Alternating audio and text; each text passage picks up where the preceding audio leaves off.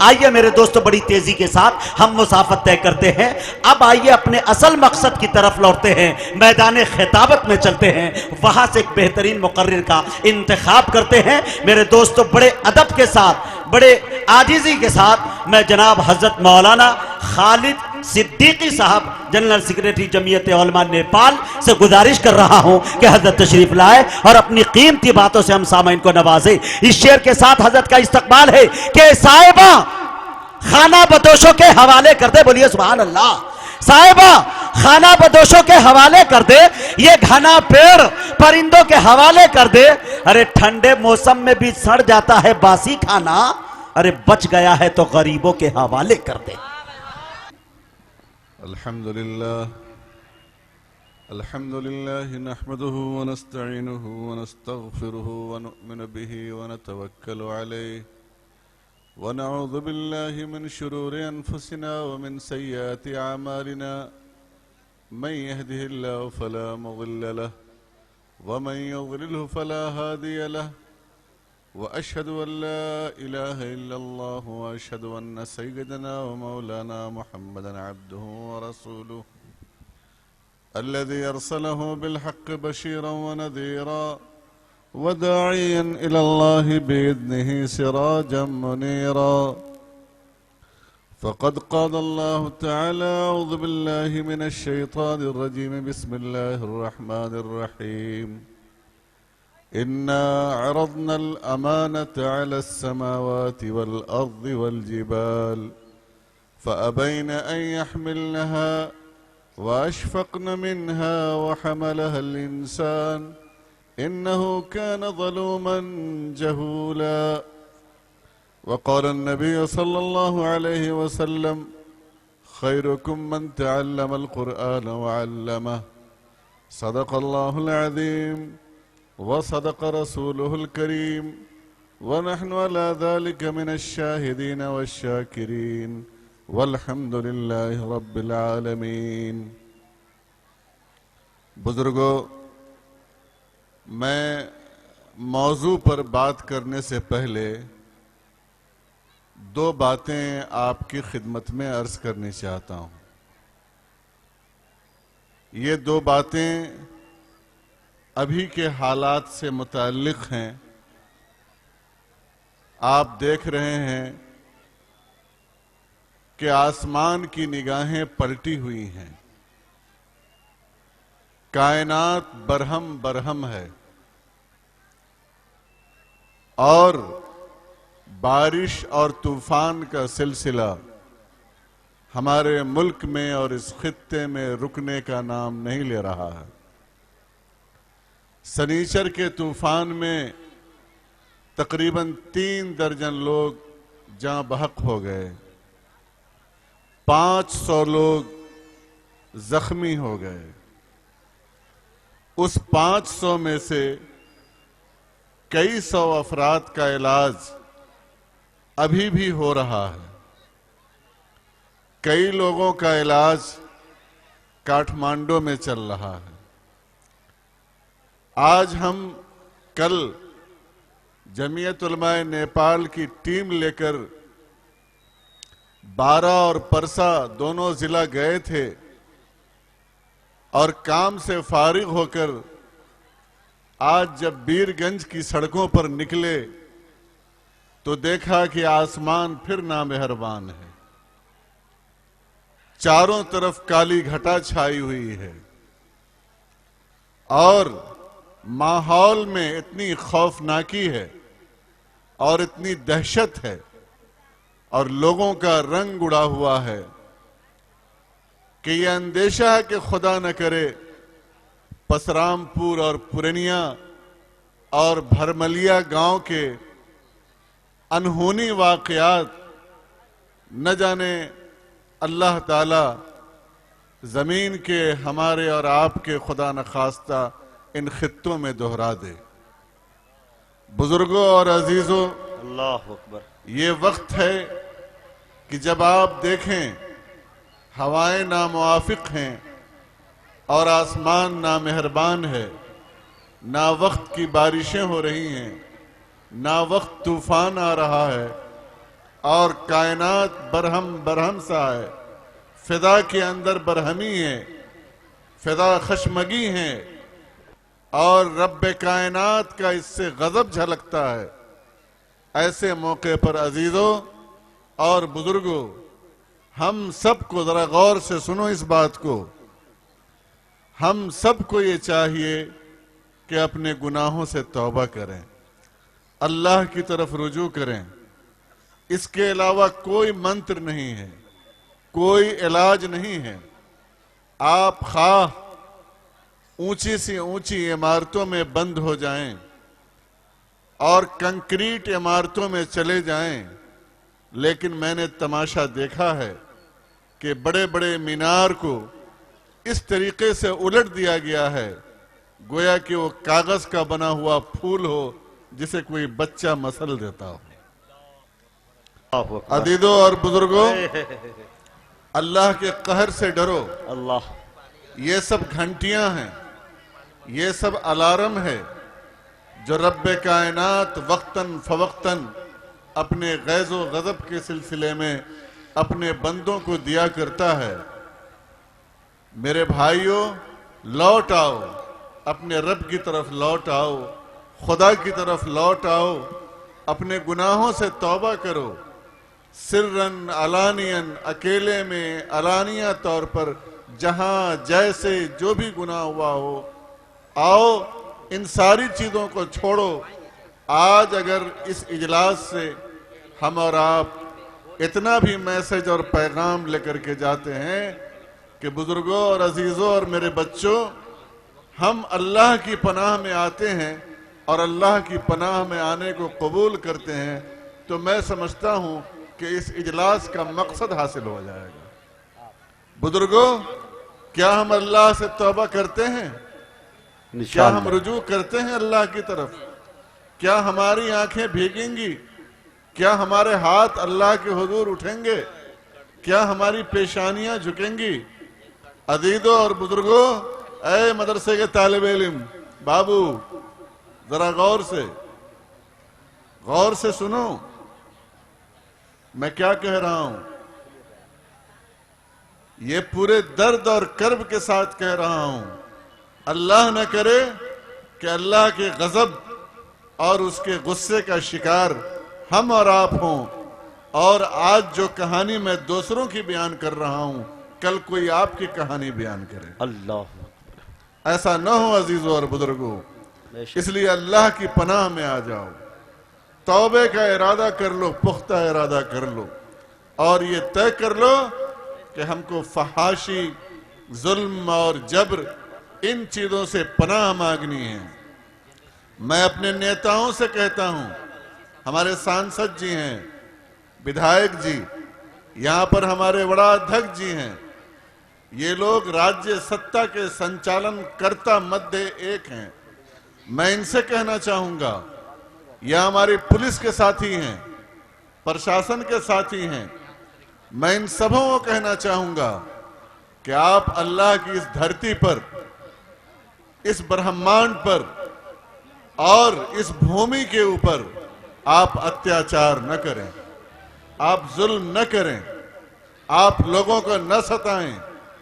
आप अपनी शक्ति, आप अपनी ताकत, आप अपने राजनीतिक फोर्स, आप अपने पॉलिटिकल पावर का गलत इस्तेमाल न करें, और गलत इस्तेमाल करके अल्लाह की मखलूक को, ऊपर वाले की सृष्टि को, इस ब्रह्मांड को गंधित न करें, इसको दूषित न करें।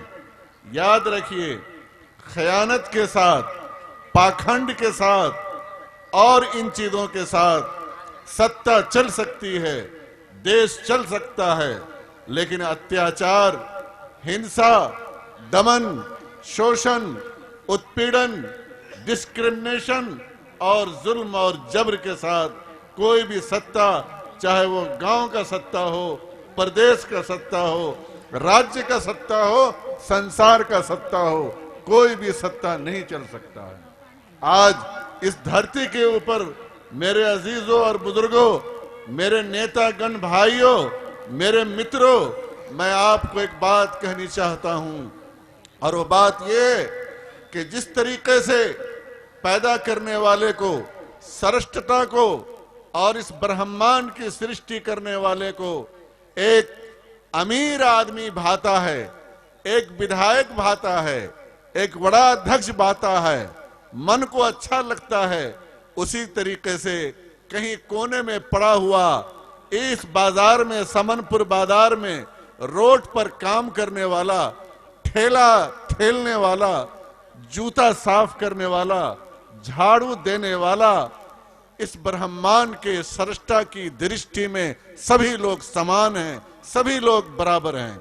अगर आप दो नजर करते हैं, दो दृष्टि करते हैं और इस भूमि पर बसने वाले लोगों के बीच में भेदभाव और असमानता का नंगा नाच रचाते हैं, तो याद रखिए ऐसे समय पे परले की आशंका है।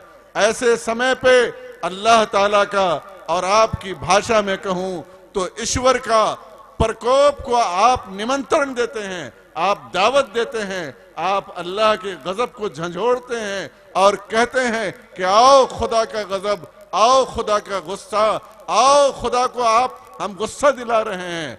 बुजुर्गों, मेरे मित्रों, अल्लाह की धरती के ऊपर ऐसा नहीं किया जाए।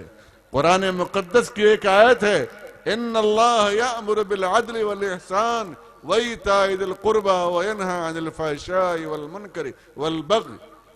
कुरान मुकद्दस की ये वो आयत है जो हर जुमा के दिन खतीब पढ़ता है, हर जुमा के दिन खतीब अपने खुतबे में पढ़ता है। और इसका पहला सेंटेंस क्या है, हमारे नेतागण सुने, हमारे मित्र लोग सुने, इन्नल्लाह यअमुरु बिल अदल, निसंदेह अल्लाह ताला जस्टिस का आदेश देता है, न्याय का आदेश देता है। बुजुर्गों और मेरे मित्रों, न्याय करो। ये न्याय विकास के मामले में होना चाहिए, ये न्याय पंचायत के मामले में होना चाहिए, ये न्याय न्याय के मामले में होना चाहिए, ये न्याय व्यक्तिगत रूप में होना चाहिए, ये न्याय समूहगत रूप में होना चाहिए, ये न्याय राज्य सत्ता द्वारा होना चाहिए, ये न्याय हमारे नेताओं द्वारा होना चाहिए, ये न्याय हमारे पुलिस और प्रशासन द्वारा होना चाहिए। अगर इस धरती में अन्याय हुआ, जुल्म हुआ, जबर हुआ, शोषण हुआ और उत्पीड़न हुआ, डिस्क्रिमिनेशन हुआ, इस्तेसाल हुआ, तो याद रखो अल्लाह ताला पाखंड को तो बर्दाश्त कर लेता है, लेकिन अत्याचार को बर्दाश्त नहीं करता, अत्याचारी को बर्दाश्त नहीं कर सकता। और ऐसे मौके पर अल्लाह के गजब को दावत दे करके इस तरीके का तूफान आता है, जलजले आते हैं, ना वक्त सैलाब आता है। मैं सभी साथियों, सभी मित्रों और सभी अजीजों को ये पैगाम देना चाहता हूं कि जुल्म से इस धरती को पाक करें, पाक करें। अब आइए, मदरसे का प्रोग्राम है, इसलिए दो चार बातें मदरसे के ताल्लुक से। आज मदरसा, जो मदरसे से अटैच नहीं हैं, जिनका मदरसों से डायरेक्ट संबंध नहीं है, उनकी दृष्टि में, उनकी नजर में मदरसा क्या है, क्या है, क्या है। हमारे मान्य जी, विधायक जी, इनके साथी लोग, मित्र लोग एक हाउस में विधेयक लेकर के गए मदरसा के ऊपर। 2 नंबर प्रदेश के संसद में एक विधेयक लेकर के गए। ऐसा लगा कि वो विधेयक नहीं हो, एटम बम हो। क्या बात। देखिए, जब ये विधेयक पेश किया गया तो किसी ने कहा कि क्या इस विधेयक को लाने का निर्देशन आपको आईएसआई ने दिया है? अल्लाह अकबर। क्या इस विधेयक को लाने का निर्देशन आईएसआई ने दिया है? मुझे बताएं मित्र लोग, क्या मेची से महाकाली तक और हिमाल से लेकर के पहाड़ तक, तराई तक चलने वाले इस देश के जितने भी इदारे हैं, जितने भी मदारिस हैं, क्या उनको आईएसआई चला रहा है या नेपाल सरकार चला रही है या नेपाल की जनता चला रही है? हम और आप चला रहे हैं। कौन चला रहा है ये आप अच्छी तरीके से जानते हैं।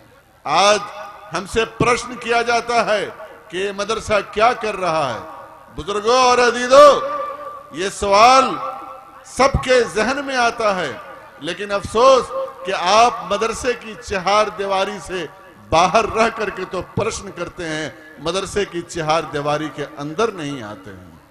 अजीजों और बुजुर्गों, याद रखो, एक किसान खेत में जाकर के गल्ला उपजाता है, एक आर्किटेक्ट इंजीनियर जाकर के अच्छे अच्छे मकानों का नक्शा बनाता है, एक डॉक्टर आपकी बीमारी को दूर करता है, एक पायलट आपके जहाज को उड़ाता है, एक जगह से दूसरी जगह मुंतकिल होता है। और ये यूनिवर्सिटियां, ये कॉलेज और ये इदारे, ये विद्यालय, ये महाविश्वविद्यालय, ये सब के सब कोई इंजीनियर पैदा करता है, कोई डॉक्टर पैदा करता है, कोई पायलट पैदा करता है, कोई लॉयर पैदा करता है, कोई लेखक पैदा करता है, कोई साहित्यकार पैदा करता है, कोई रचनाकार पैदा करता है, और न जाने कितनी कितनी फैकल्टीज के लोगों को पैदा करता है। बुजुर्गों और नेतागणों, आप हमसे प्रश्न करो कि इन मदरसों से तुम क्या पैदा करते हो? क्या तुम इंजीनियर पैदा करते हो? क्या तुम डॉक्टर पैदा करते हो? क्या तुम लॉयर पैदा करते हो? क्या तुम पायलट पैदा करते हो? मैं कहूंगा नहीं भाई, न हम इंजीनियर पैदा करते हैं, न पायलट पैदा करते हैं, न डॉक्टर पैदा करते हैं, न साइंटिस्ट पैदा करते हैं। हम बिल्कुल अलग किस्म की चीज पैदा करते हैं। आप पूछोगे कि आप क्या पैदा करते हैं, मैं सिर्फ एक शब्द में जवाब दूंगा, एक शब्द में जवाब दूंगा, और मेरा जवाब यह है कि मैं इंसान पैदा करता हूं। मैं इंसान पैदा करता हूं। बुजुर्गों और अजीजों, पढ़ लेने का नाम इंसान बनना नहीं है, बड़ी बड़ी डिग्रियां ले लेने का नाम इंसान बनना नहीं है। बड़े बड़े फिलोसफर और बड़े बड़े आपको जीनियस और बड़े बड़े डिग्री होल्डर आज दुनिया में क्या क्या कर रहे हैं। आपको मैं बता दूं कि देश के अंदर करप्शन करने वाला कोई अंगूठा छाप नहीं होता है। इस देश को बेचने वाला कोई अंगूठा छाप नहीं होता है। इस देश का सौदा करने वाला कोई ऐसा व्यक्ति नहीं होता है जो असाक्षर हो। मैं आपसे बता दूं कि दुनिया के अंदर तरह तरह का बिटंडा, फितना, फसाद मचाने वाला वो व्यक्ति नहीं होता है, बल्कि वो व्यक्ति होता है जो यूनिवर्सिटियों में गया हुआ है, जो कॉलेजों में गया हुआ है, जो विश्वविद्यालयों में गया हुआ है। ऐसा क्यों है बुजुर्गों? ऐसा इसलिए है कि उसके तालीम की, उसके एजुकेशन की, उसके शिक्षा के ऊपर कोई नकील नहीं है। आज वो बिलाशुबा, बिलाशंका, निसंदेह विभिन्न प्रकार की चीजों का आविष्कार करता है, लेकिन वो आविष्कार से ज्यादा मानव जाति का विनाश कर रहा है। आज इस आधुनिक शिक्षा ने जहां दुनिया को बहुत सारी अच्छी चीजें दी हैं, वहां आप देखिए कितना विनाशकारी हथियार दिया है। आज दुनिया के पास ऐसे ऐसे विनाशकारी हथियार हैं कि ये दुनिया न जाने कितनी बार तबाह की जा सके। आज इस ताकत के और इस शक्ति के घमंड में और शक्ति के प्रदर्शन में लाखों लोग मौत की नींद सुला दिए जाते हैं। आज आपने अफगानिस्तान के अंदर तमाशा देखा, आज शाम में देख रहे हैं, आप दुनिया के मुख्तलिफ खित्तों में देख रहे हैं कि ताकत और शक्ति का घमंड इंसान को और उस एजुकेशन का घमंड इंसान को कहां से कहां ले जाता है, जिस एजुकेशन की बागडोर एक सही हाथ में नहीं हो और वो नियंत्रित नहीं हो। हम अजीजों और बुजुर्गों, हम शिक्षा देते हैं, लेकिन वो शिक्षा नियंत्रित शिक्षा है। वो शिक्षा ऐसी नियंत्रित शिक्षा है जिसकी बागडोर हम कहते हैं कि खुदा के हाथ में है, जिसकी बागडोर रसूल के हाथ में है, जनाब मोहम्मद रसूलुल्लाह सल्लल्लाहु अलैहि वसल्लम के हाथ में है। हम ऐसी शिक्षा देते हैं जिसकी बागडोर हमारे असलाफ के हाथों में है। और इस शिक्षा की प्राप्ति के बाद मैं आपको बतला दूं, मैं डंके की चोट पर आपसे कहना चाहता हूं कि जब इस मदरसे में शिक्षा प्राप्त कर लेता है तो यहां से कोई देशद्रोही नहीं पैदा होता है। यहाँ से कोई डाकू नहीं पैदा होता है, यहाँ से कोई चोर नहीं पैदा होता है, यहाँ से कोई अत्याचारी पैदा नहीं होता है, यहाँ से कोई भ्रष्टाचारी नहीं पैदा होता है, यहाँ से कोई जिनाकार पैदा नहीं होता है, यहाँ से कोई लुच्चा और लफंगा नहीं पैदा होता है।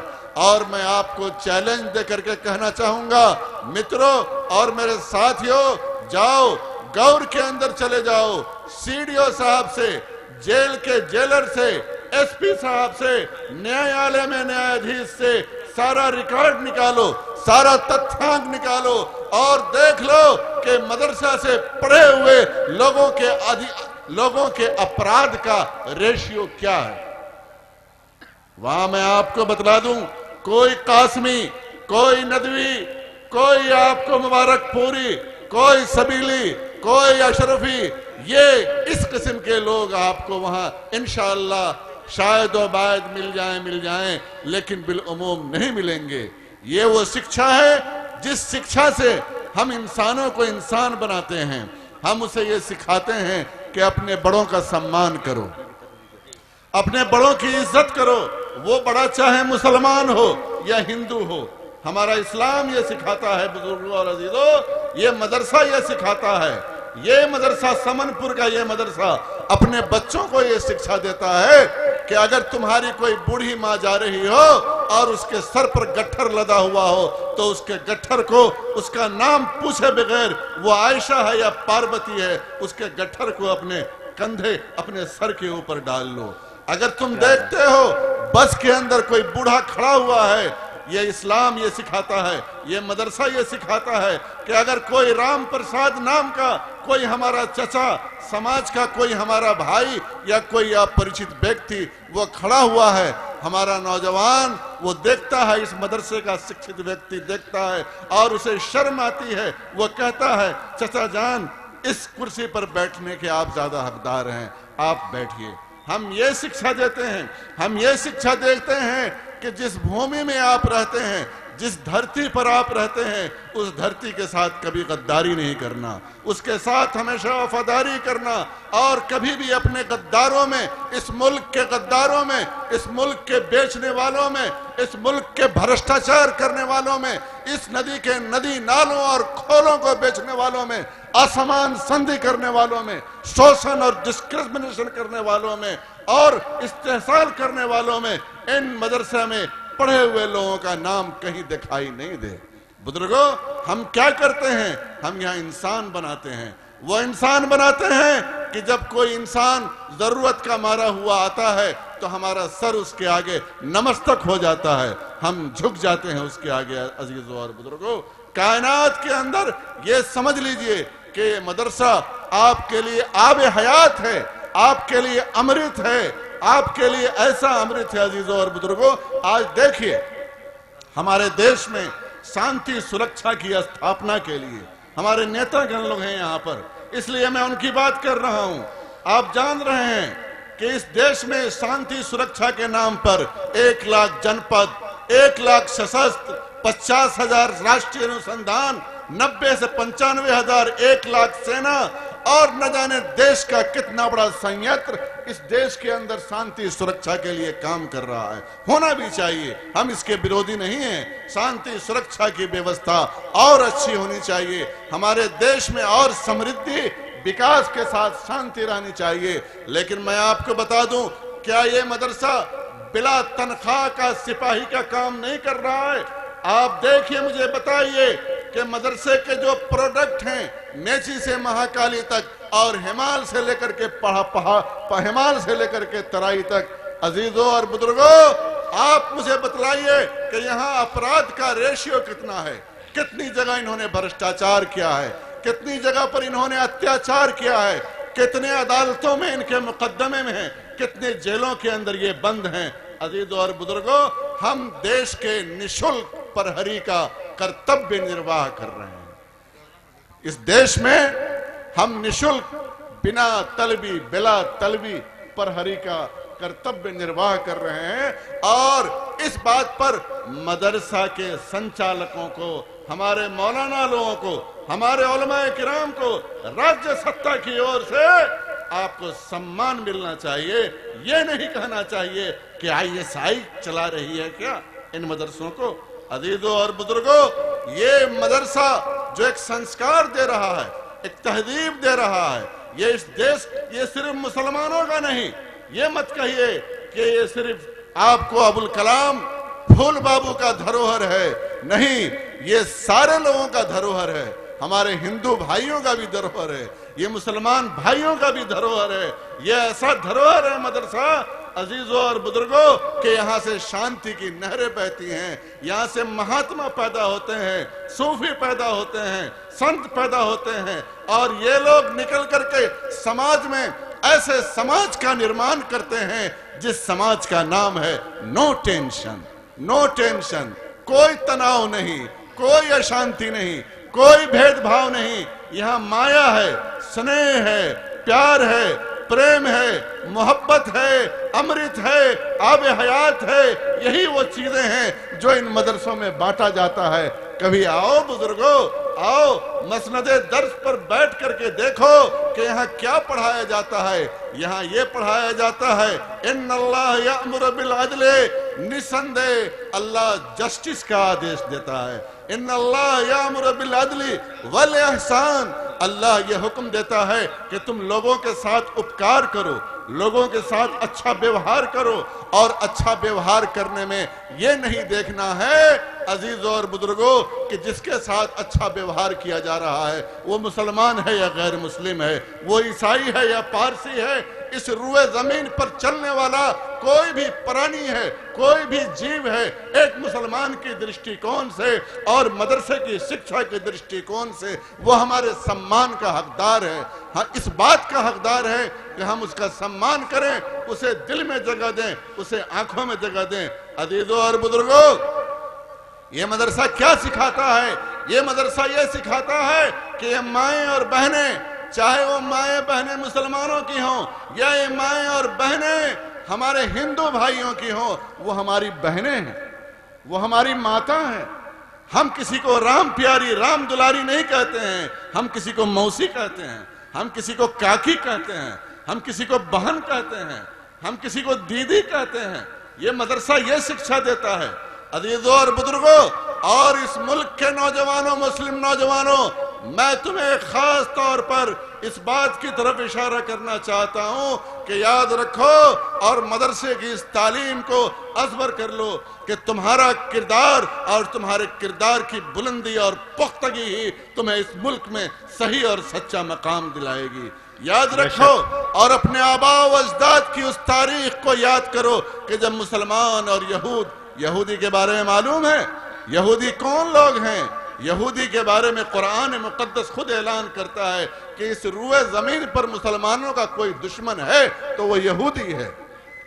मुसलमानों का अगर कोई दुश्मन है तो वो यहूदी है। स्पेन के अंदर 800 साल मुसलमानों ने हुकूमत की है। उस हुकूमत के अंदर यहूदी भी आबाद थे, ईसाई भी आबाद थे, क्योंकि जो मुस्लिम स्टेट होता है वो न्याय पर आधारित होता है। वो मदरसे द्वारा शिक्षा प्राप्त व्यक्ति किसी पर अन्याय और अत्याचार नहीं करता है। इसलिए जनता और पब्लिक उस देश में और उस राष्ट्र में आकर के बसती है और उसके शरण में रहना चाहती है। यहूदी लोग भी एक बहुत बड़ी संख्या में उस देश में रहते थे। और पता है आपको, जिसके घर में जवान बेटी होती थी, पहले जमाने में कारोबार का ट्रिप आज के जैसा नहीं था कि हवाई जहाज पर चढ़े, सऊदी चले गए, अमेरिका चले गए और एक हफ्ते के बाद लौट के चले आए। अजीजों और बुजुर्गों, नहीं, महीनों महीनों का होता था, समुद्री रास्ते से सफर होता था, लोग महीनों महीनों के बाद लौट के आते थे। और कहने की बात जो है नौजवानों और अजीजों, गौर से सुनो कि जिस यहूदी के पास, मौलाना जरा तवज्जो से, जिस यहूदी के पास नौजवान और खूबसूरत लड़की होती थी, वो अपनी बेटी को अपने गायब होने की सूरत में, अपने किसी कारोबारी ट्रिप के वक्त, विदेश जाने के टाइम में अपनी बेटी को, अपनी बहू को किसी यहूदी के घर नहीं रखता था, वो किसी मुसलमान के हवाले करके जाता था कि मेरी बेटी और मेरी बहू की इज्जत और आबरू और उसकी अस्मिता यहूदी के घर सुरक्षित नहीं रहेगी, एक मुसलमान के घर हमारी बेटी और बहू की इज्जत और अस्मिता सुरक्षित रहेगी। नौजवानों, आज तुम्हें क्या हो गया है? आज अखबारों में सुनने में आ रहा है, जगह जगह हम सुनते हैं, शिकायतें आती हैं, आए दिन माहौल के अंदर तनाव की कैफियत पैदा होती है। अजीजों और बुजुर्गों, खबरदार खबरदार, न ये हमारे इस्लाम की तालीम है, न ये हमारे मदरसे की तालीम है। इस कौम की बहू बेटियों को, हमारी हिंदू भाइयों की, सिख भाइयों की, क्रिश्चियन भाइयों की, जिस मजहब का भी हो, उस मजहब की माताओं की, दीदी की, बहनी की, मौसी, काकी, जो भी है, उनकी इज्जत आबरू को, उनकी अस्मिता को, उनके स्वाभिमान को ये समझो कि ये मेरी माँ है, ये मेरी बहन है, ये मेरी बहू है, ये मेरे खून का टुकड़ा है, ये मेरे घर का हिस्सा है, ये इस देश का एक हिस्सा है, ये मेरे अस्मिता, मेरी इज्जत और मेरे स्वाभिमान का अभिन्न अंग है। इसके ऊपर मैली आंख डालने वाले की एक मुसलमान आंखें निकाल लेगा, आंखें बाहर कर देगा। अगर मुस्लिम समाज में कोई महिला है, उसे कोई गंदी दृष्टि से नहीं देख सकता है। अजीजों और बुजुर्गों, आज मुस्लिम नौजवानों को इसी किरदार की पुख्तगी के मुजाहरे की जरूरत है, लेकिन आप फिसल जाते हैं। रंगे शराब से मेरी नीयत बदल गई, साखी की रह गई, वायस की चल गई, तैयार थे नमाज में सुन के जिक्र हूर, जलवा बुतों का देख कर नीयत बदल गई। अजीजों और बुजुर्गों, जब कभी ऐसा मौका आए तो याद रखो, अल्लाह के रसूल सल्लल्लाहु अलैहि वसल्लम की इस हदीस को याद कर लेना, सबअतुन युज़िल्लुहुमुल्लाहु फी ज़िल्लिही यौमुन ला ज़िल्ला इल्ला ज़िल्लह।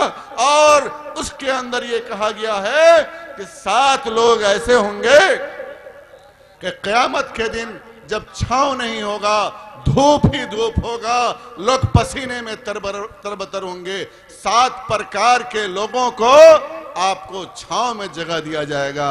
उसमें एक वो नौजवान है, शाबुन नशा फी इबादतिल्लाह, वो नौजवान है जो अल्लाह की इबादत की छांव में उसने जिंदगी गुजारी। और वो शख्स है वरजुलुन इमरातुन दात वरजुलुन इद्दात हो इमरातुन दात हस्बिन व जमालिन फकाल इन्नी अखाफुल्लाह, फकाल इन्नी अखाफुल्लाह। एक शख्स वो है कि अगर आप न बढ़ें, आप इक़दाम न करें, लेकिन कोई खातून आपकी तरफ बढ़ती है और आपकी तरफ आती है, वो खातून फिर कोई मामूली नहीं है, हस्बो नसब वाली है, खानदान वाली है, मर्तबे वाली है, नाम वाली है, पैसे वाली है, हुस्न वाली है, जमाल वाली है। लेकिन अजीजों और बुजुर्गों, ऐसे मौके पर भी तेरे ईमान में तज़ल्ज़ुल पैदा नहीं हो, तेरी निगाहों में टेढ़ापन पैदा नहीं हो, और ऐसे वक्त तुम उस खातून से कह दो इन्नी अखाफुल्लाह, इन्नी अखाफुल्लाह, मैं अल्लाह से डरता हूँ, ये घोर पाप मुझसे नहीं हो सकता है, ये निंदनीय काम मुझसे नहीं हो सकता है, ये अभिशाप मैं नहीं कर सकता हूँ, ये पाप का काम मैं नहीं कर सकता हूँ, मैं तेरे आगे हाथ जोड़ता हूँ, मुझे मुक्ति दे दे, मुझे क्षमा कर, मुझे माफ कर दे। अजीजों और बुजुर्गों, जिस दिन आपने इस किरदार का मुजाहरा कर दिया इस देश के अंदर, यकीन जानिए ये हिंदू भाई, ये ईसाई भाई, ये क्रिश्चियन भाई आपको कांधे पर बैठाएंगे। अरे मोहम्मद इब्ने कासिम का 17 साल के नौजवान का इसी कौम ने बुत बना करके उसकी पूजा की थी। रब्बुल जलाल की कसम, आज अगर तुम्हारे अखलाक मदरसा वाले अखलाक हो जाएं, आज तुम्हारे अखलाक उलमा वाले अखलाक हो जाएं, आज तुम्हारे अखलाक वो अखलाक हो जाएं जो इन मदरसों में पढ़ाया जाता है, तो इस मुल्क के अंदर मोहम्मद इब्ने कासिम की तरह तुम्हारा भी बुत बनेगा और लोग तुम्हें भी सर आंखों पर लेंगे।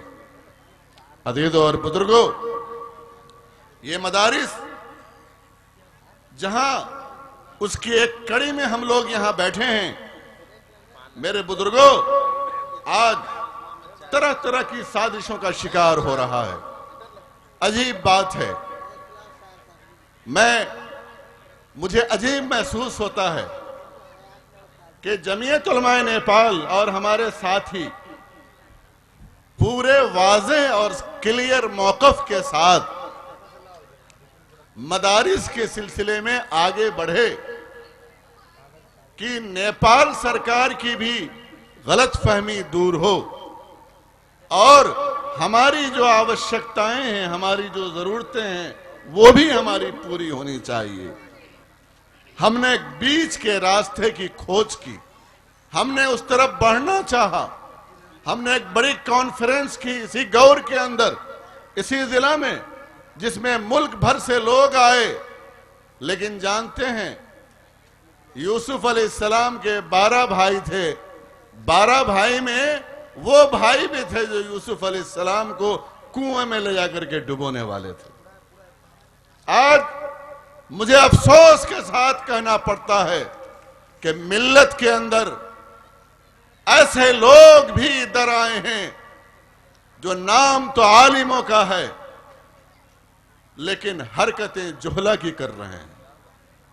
नाम तो उनका अच्छा है लेकिन अजीजों और बुजुर्गों, इस मिल्लत की सफ में दरार पैदा करने की कोशिश कर रहे हैं।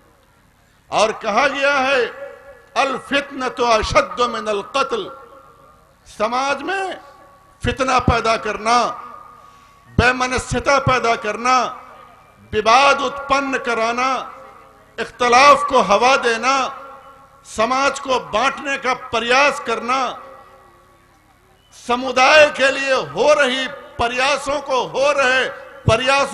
विफल करने के लिए कदम बढ़ाना और बिला वजह किसी के ऊपर तोहमत लगाना, यह ऐसा काम है जो किसी आलिम दीन तो नहीं कर सकता। हाँ, इस कौम का मीर जाफर और मीर सादिक जरूर कर सकता है। अजीजों और बुजुर्गों, आज मिल्लत की सफों में उलमा के नाम से, मौलवियों के नाम से मीर जाफर और मीर सादिक घुस आए हैं। मैं आपसे आह्वान करता हूं, मैं आपसे इस्तदा करता हूं, मैं आपसे दरखास्त करता हूं और आपको आपके बुजुर्गों का हवाला देता हूं, इन मदारिस के असातिज़ा का हवाला देता हूं, आपको आपके वालिदैन का हवाला देता हूं कि आप मिल्लत के इन गद्दारों को और मिल्लत के इन ज़मीर फरोशों को अपनी सफ़ों में जगह मत दीजिए। अजीज़ों और बुजुर्गों, अगर आप मुत्तहिद रहते हैं, अगर आपकी सफ़ों में इत्तेहाद रहता है, अगर आपकी बातों में इत्तेहाद रहता है, अगर आप एकजुट होते हैं और अपने मुतालबात के लिए, अपने मसाइल के लिए नेपाल सरकार के सामने अगर आप आवाज बुलंद करते हैं, ये हमारे नेतागण, ये हमारे विधायक, ये हमारे वार्ड अध्यक्ष, ये हमारे मित्रगण, ये हमारे सभी साथी, हिंदू मुस्लिम जो भी हमारे साथी हैं, वो हमारे सहयात्री हैं इस देश के अंदर, वो हमारे सहयात्री हैं। वो विश्वास कीजिए, आप यकीन कीजिए, वो हमारा साथ देंगे और मंजिल तक, गंतव्य तक जाने में जब तक हम गंतव्य की प्राप्ति नहीं करेंगे, वो हमारा साथ नहीं छोड़ेंगे। अजीजों और बुजुर्गों, आज जमीयत उलमा नेपाल के जरिए हो रही कोशिशों को लगाम देने के लिए, उसे नाकाम करने के लिए, इसी उम्मत के चंद गिनती के नफूस, आज मुझे बताइए, आपकी उम्र 70 बरस हो गई, 65 बरस हो गई। अरे इस उम्र के लोगों को कहा गया है, अल्लाह के रसूल सल्लल्लाहु अलैहि वसल्लम की उम्र जब 63 बरस की हो गई तो कुरान की आयत नाजिल हो गई, फसब्बिह बिहम्दि रब्बिका वस्तगफिरहु इन्नहु कान तव्वाबा। ऐ नबी, आपकी उम्र ढल चुकी है, अल्लाह की तस्बीह बयान कीजिए, इस्तिगफार बयान कीजिए। लेकिन कुर्बान जाइए रे मेरा मौलवी, दाढ़ियां पक गई, कमर खम हो गई, मुंह में रेशा आ गया, हाथ में थरथराहट पैदा हो गई और उम्मत के अंदर इंतशार और निफाक का बीज बोने से बाद नहीं आ रहे हैं। बुजुर्गों और अजीजों, आज आपको तय करना है, टीपू सुल्तान या मीर जाफर, सिराजुद्दौला या मीर सादिक। आपको मीर जाफर या मीर सादिक की तारीख जिंदा करनी है। यह उम्मत के उन याराने बासफा का हाथ थामना है जो इखलास और इस्तिकामत के साथ रात दिन आपके काम से लगे हुए हैं। अजीजों और बुजुर्गों, मैं जाते जाते आप हजरात से जमीयत उलमा नेपाल के एक अदना सा खादिम होने की हैसियत से मैं आप लोगों से कहता हूं और ये कहना चाहूंगा कि याद रखिए, आज जो क़यादत और जो लीडरशिप आपको मिली हुई है मौलाना अब्दुल अजीज साहब दामत बरकातुहुम की शक्ल में, मौलाना हारून साहब की शक्ल में, या स्टेज पर विराजमान मौलाना शौकत साहब की शक्ल में, या हमारे बहुत सारे उलमा हैं, मौलाना जवाद साहब हैं, मौलाना जर्नैल साहब हैं, और भी दूसरे हमारे अफराद हैं, बहुत सारे उलमा मशाइख हैं। यकीन जानिए मुझे शोरिश काश्मीरी का ये शेर याद आ रहा है, अब इस अंजुमन में अजीजो या ऐन मुमकिन है, अजीजो या ऐन मुमकिन है, इस अंजुमन में अजीजो या ऐन मुमकिन है, हमारे बाद चिरागों में रोशनी न रहे। तलाश कीजिएगा, ढूंढिएगा रुखे ज़ेबा लेकर के, लेकिन याद रखिए आपको अफराद नहीं मिलेंगे। हर आने वाला दिन पिछले वाले दिन की आपको याद दिलाएगा। आज आप देखिए हिंदुस्तान के अंदर एक एक करके हमारे अकाबिर रुखसत हो रहे हैं, और जब वो लोग रुखसत हो जाते हैं तो हम कहते हैं हाय हाय हमने कैसी शख्सियत को खो दिया। बुजुर्गों, आज जो लोग, याद रखिए, कोई अपने खेती के कामों में लगा हुआ है, कोई अपने कारोबार में लगा हुआ है, कोई अपने बाल बच्चे में लगा हुआ है, कोई अपनी इंडस्ट्री में लगा हुआ है, कोई अपनी मुलाजमत में लगा हुआ है। ये चंद सरफिरे हैं, चंद दीवाने हैं, और चंद क्या कहूं मैं आपको, बेहूदे हैं, क्या कहूं मैं आपको। ये चंद लोग हैं जो उम्मत के काम को लेकर के अपने नातवा कंधों के ऊपर उठाए हुए हैं, और उसमें फिर हमारे कुछ अफराद ये कोशिश करते हैं कि उन्हें धक्का दें, उन्हें गिराएं। अजीजों और बुजुर्गों, तारीख कभी ऐसे लोगों को माफ नहीं करती है। तारीख हमेशा मीर जाफर और मीर सादिक को उम्मत के गद्दार और लफंगे की हैसियत से ही याद करती है, और टीपू सुल्तान को एक मर्द मुजाहिद की हैसियत से याद करती है। आपको ये फैसला करना है कि आपको एक गद्दार के साथ रहना है या आप उम्मत के याराने बासफा लोगों के साथ रहना है।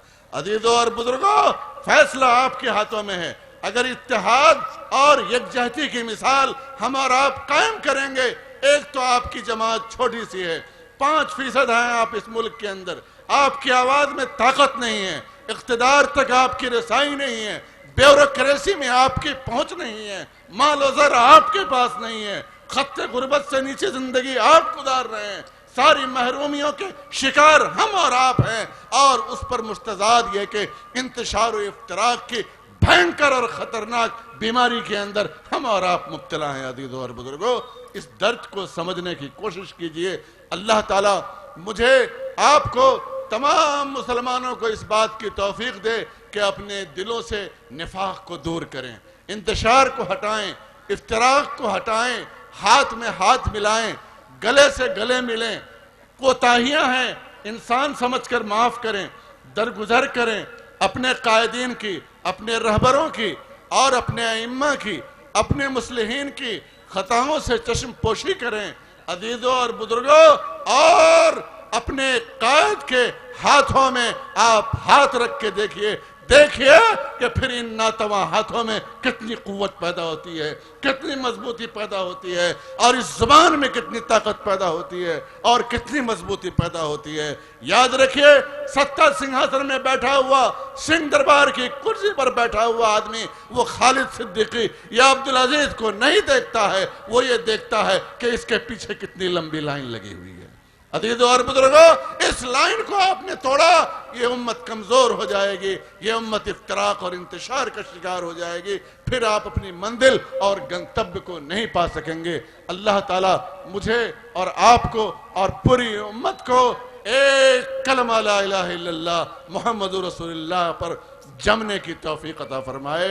रब्बना तक़ब्बल मिन्ना इन्नका अंतस समीउल अलीम व तुब अलैना इन्नका अंतत तव्वाबुर रहीम व आखिर दावाना अल्हम्दुलिल्लाहि रब्बिल आलमीन।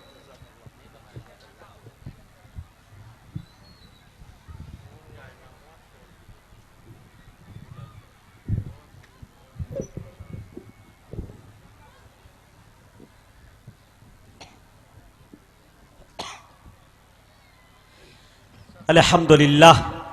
मुअज़्ज़ज़ सामईन, अभी आपके दरमियान जनाब हज़रत मौलाना खालिद सिद्दीकी साहब, जनरल सेक्रेटरी जमीयत उलमा नेपाल, बड़ी कीमती बातें बता रहे थे, बड़ी अहम बातें।